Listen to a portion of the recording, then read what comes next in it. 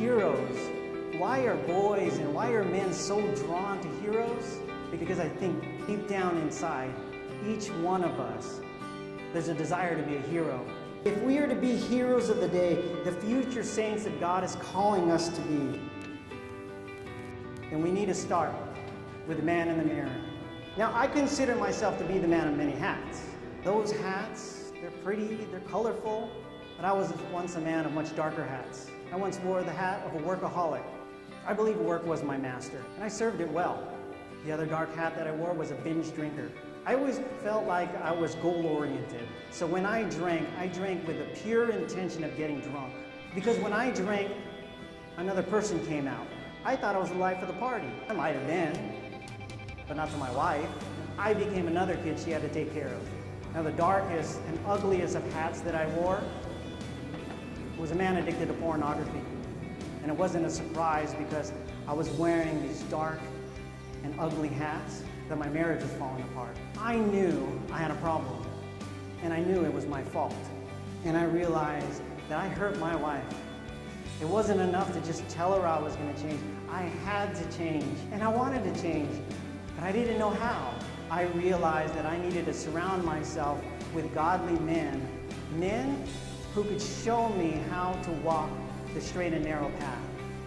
And I gained so much wisdom. One of the things I learned is the importance of praying on your knees. When I'm on my knees, I come to the realization that I need a Savior. It's on my knees that I come to realize how dirty I really am in the sight of God. When you come to realize that the cross is meant for you to continue the journey, you'll embrace it a lot more than cursing it. We need to change our perspective of our cross, and we need to take off our mask to allow the light of Christ to reflect upon another. I think what stood out to me most was just the honest testimony from the life of someone who is trying desperately to live a life of Christ.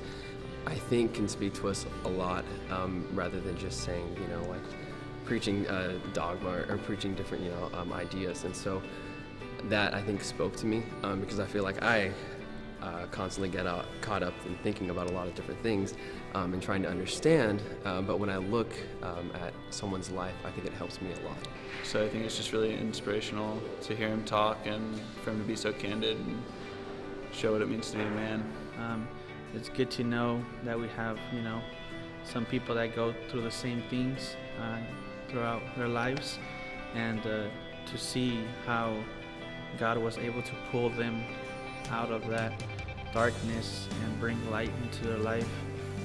So that's always good and gives, us younger men, hope.